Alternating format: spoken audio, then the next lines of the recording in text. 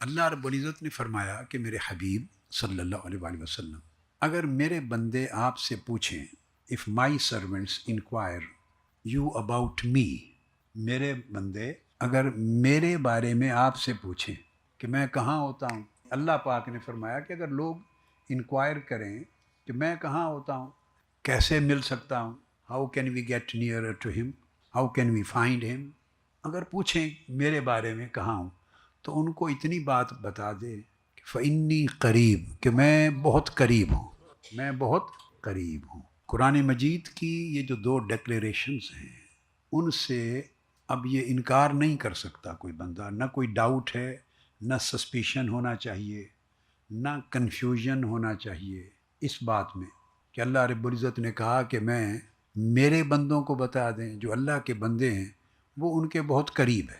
ایک اور مقام پر یہ بھی ارشاد فرمایا، اعوذ باللہ من الشیطان الرجیم، نحن اقرب الیہ من حبل الورید، کتنا قریب ہوں اس کو بھی ایکسپلین کر دیا کہ یہ جو مین آرٹری ہوتی ہے، مین آرٹری جو ہارٹ کو بلڈ سپلائی کرتی ہے، ان ادر ورڈز آپ سمجھیں کہ وہ انسان کو زندگی دیتی ہے، وہ زندگی کا باعث ہوتی ہے، ہارٹ کو مین جو بلڈ سپلائی ہے وہ آرٹری، فرمایا اس حبل الورید سے بھی زیادہ قریب، nearer than that main artery.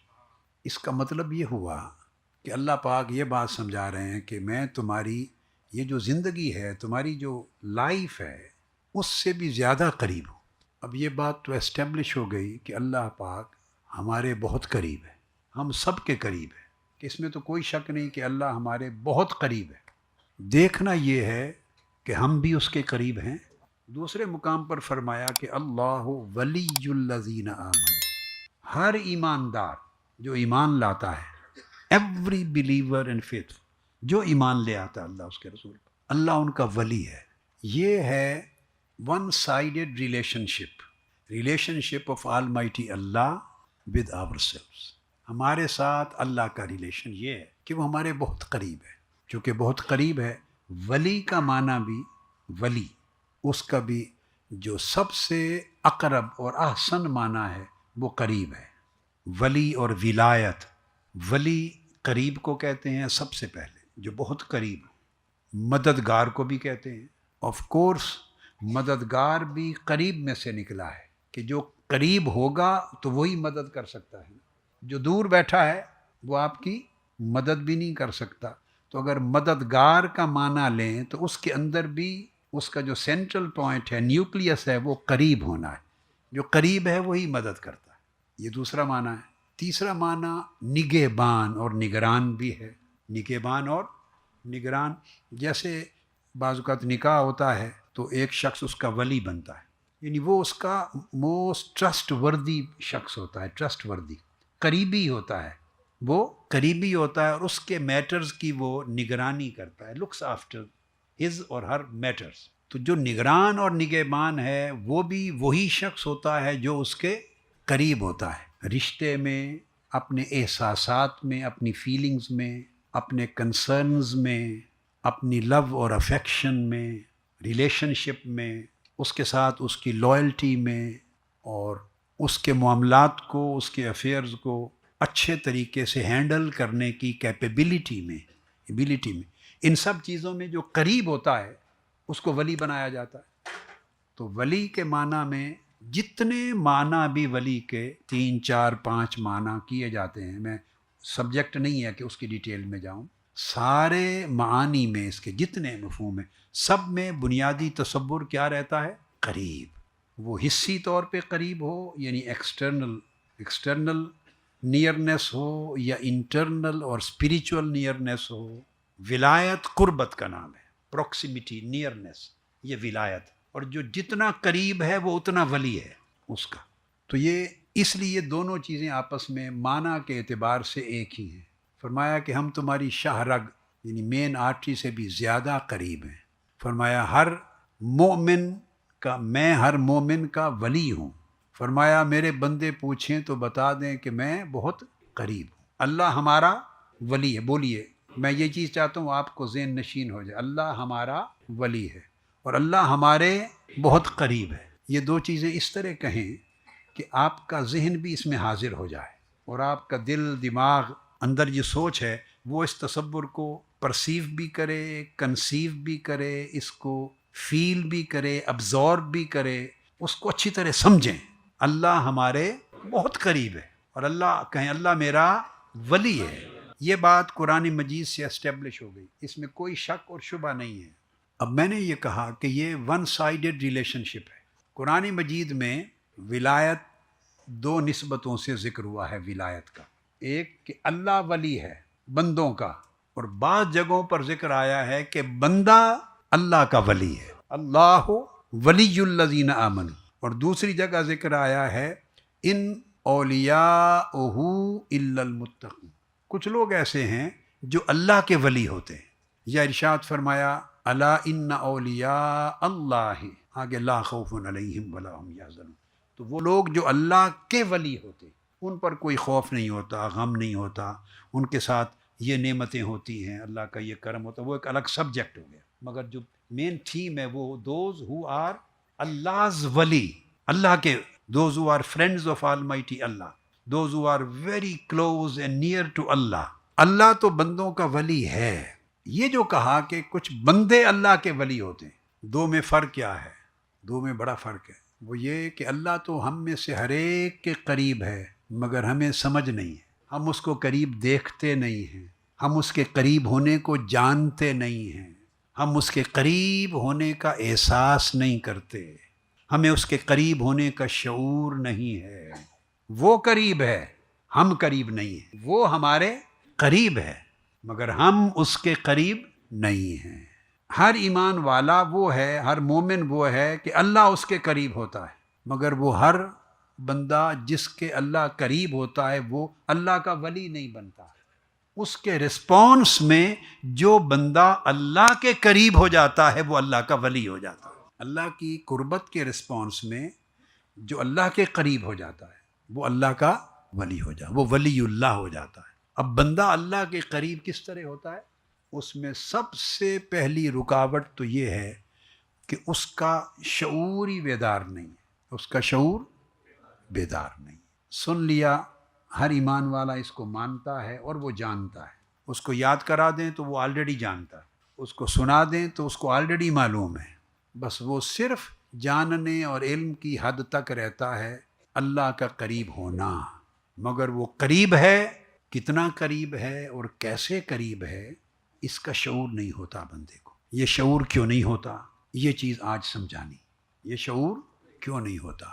یہ اس لیے نہیں ہوتا کہ اس شعور کے اوپر بے شعوری کی بے شمار لیئرز چڑھی ہوئی ہوتی، ان کو ڈگ آؤٹ نہیں کیا ہم نے۔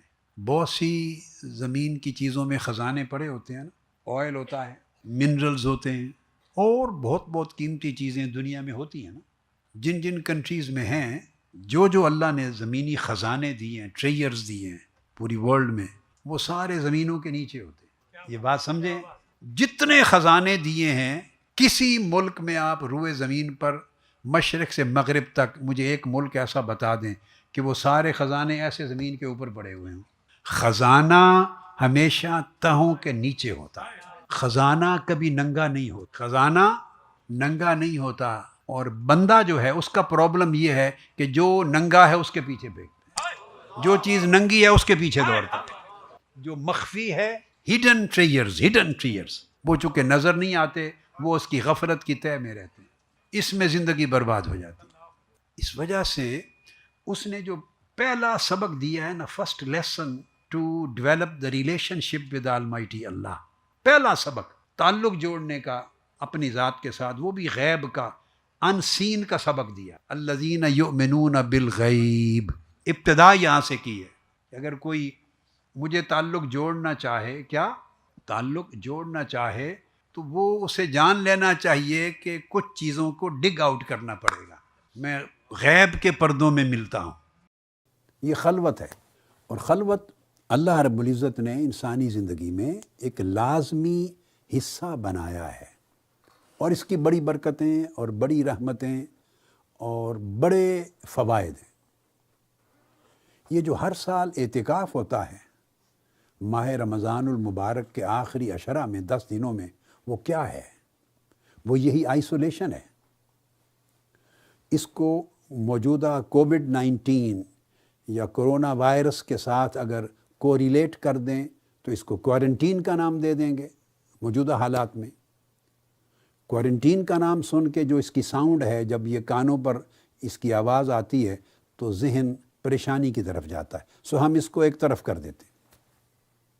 وی don't need to mention it.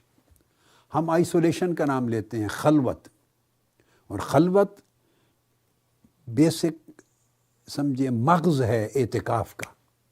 تو اللہ رب العزت نے مسلمانوں پر ایک سنت نبوی صلی اللہ علیہ وآلہ وسلم کے طور پر ہر سال کے 10 دن خلوت تجویز کیا ہے۔ خلوت کے 10 دن اعتکاف میں تو لوگ بیٹھتے ہیں۔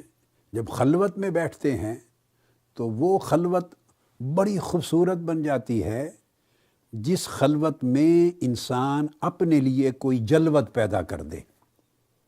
اس خلوت میں انسان اپنے لیے کوئی صحبت، کوئی فرینڈشپ، کوئی دوستی پیدا کر لے۔ اور اعتکاف کے ایام میں جو خلوت ہوتی ہے، اس خلوت میں بہترین سرمایہ کیا ملتا ہے؟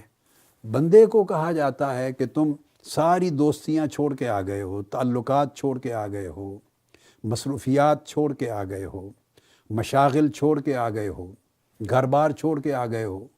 اب دوست یار جن کے ساتھ اٹھنا بیٹھنا، کھانا پینا، ریسٹورانٹس پہ جانا، کافی شاپس پہ جانا، سب ختم ہے۔ تو اب ساری دوستیاں جو ختم ہیں تو انہیں کسی دوستی کے ساتھ تو ریپلیس کریں گے نا۔ اگر بہتر دوستی مل جائے تو ادنا درجے کی دوستیاں انسان بھول جاتا ہے۔ اچھی سنگت مل جائے تو چھوٹے درجے کی سنگتیں انسان بھول جاتا ہے۔ تو اعتکاف میں تجویز کیا گیا کہ آؤ ذرا اللہ سے دوستی کر لو، اللہ سے دوستی کر لو، اللہ کی سنگت میں آ جاؤ، اللہ کی صحبت میں آ جاؤ۔ یہ تمہاری خلوت کے اندر آسمانی جلوت ہو جائے گی، خلوت کے اندر ملکوتی جلوت ہو جائے گی، ناسوت میں رہتے ہوئے ملکوتی جلوت ہوگی۔ موسیٰ علیہ السلام کو جب اللہ رب العزت نے وعدہ فرمایا آپ سے کہ میں آپ کو تورات دوں گا، اپنی وحی نازل کروں گا اور تورات دوں گا جس کے ذریعے آپ بنی اسرائیل کی رہنمائی فرمائیں۔ اب میں آپ یہ جو آئسولیشن ٹائم ہے نا، میں اس کی اہمیت کی طرف آپ کے ذہنوں کو لے جا رہا ہوں، اس کی ایک بیک گراؤنڈ دے رہا ہوں۔ تو اللہ رب العزت اگر چاہتے تو براہ راست تورات آپ پر نازل کر دیتے جبرائیل امین کے ذریعے، جیسے باقی انبیاء پہ وحی نازل ہوتی ہے، حضور علیہ الصلاۃ والسلام پر قرآن مجید نازل ہوتا رہا۔ اس کی بات بعد میں کرتے ہیں۔ تو جب ان کو تورات دینے کا وعدہ فرمایا تو تورات دینے کے لیے اللہ تبارک و تعالیٰ نے 2 کام کیے، یہ بڑے امپورٹنٹ ہے۔ ایک خاص وقت مقرر کیا، وقت جو آج کا سبجیکٹ ہے، ایک اسپیسیفک ٹائم مقرر کیا، اور دوسرا اس مقررہ وقت پر طور کی چوٹی پر بلا کر کہا آئسولیشن میں بیٹھ جائیں۔ اب میں آپ کو کوارنٹین سے نکال کر اس طور کی آئسولیشن کی طرف لے جا رہا ہوں، کوہ طور کی خلوت، غار ہیرا کی خلوت۔ جب 40 برس آقا علیہ الصلاۃ والسلام کے پورے ہو گئے اور وقت آیا کہ اب وہ حضور علیہ السلام سے ہم کلام ہو اور اگلے فرائض نبوت آپ کو سونپے جائیں اور فرائض رسالت کی ٹریننگ دی جائے، تو آقا علیہ الصلاۃ والسلام کو حدیث پاک میں آتا ہے صحیح بخاری میں، حبب الی الخلاء، ام المومنین حضرت عائشہ صدیقہ رضی اللہ تعالیٰ عنہ فرماتی ہیں جب 40 برس کے قریب عمر مبارک ہو گئی اور نزول وحی کا زمانہ قریب آ گیا تو آپ کو خلوت کے ساتھ محبت دے دی گئی، یعنی خلوت آپ کو محبوب کر دی گئی، آپ کے دل اور آپ کی جان کو۔ آئسولیشن۔ تو پھر آپ کیا کرتے؟ آپ غار ہرا میں چلے جاتے، مکہ معظمہ سے کم و بیش شہر سے 3 میل کے فاصلے پر بہت بڑا پہاڑ ہے جبل نور، تو اس کی چوٹی پر جا کے غار ہے۔ لوگ جب حج اور عمرے پر جاتے ہیں تو زیارت کے لیے جاتے ہیں، میں بھی جب جاتا ہوں ہمیشہ ہر سال تو ایک رات ہم اس جبل نور کے دامن میں کئی گھنٹے کئی ساعتیں کچھ وقت گزارتے ہیں.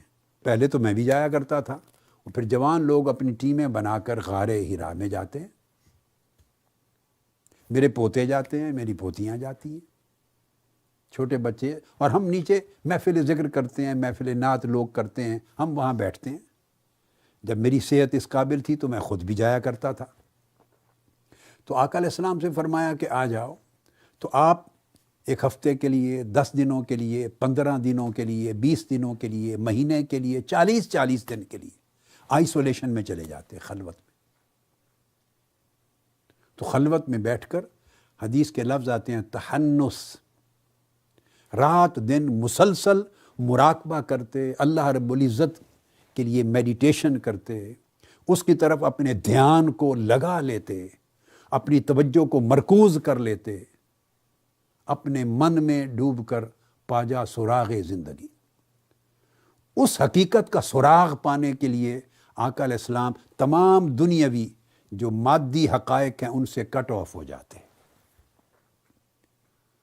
اور یہی حال تھا، بھی چل رہا تھا کہ اچانک جبرائیل امین اس محبوب حقیقی کا پیغام لے کے اتر آئے.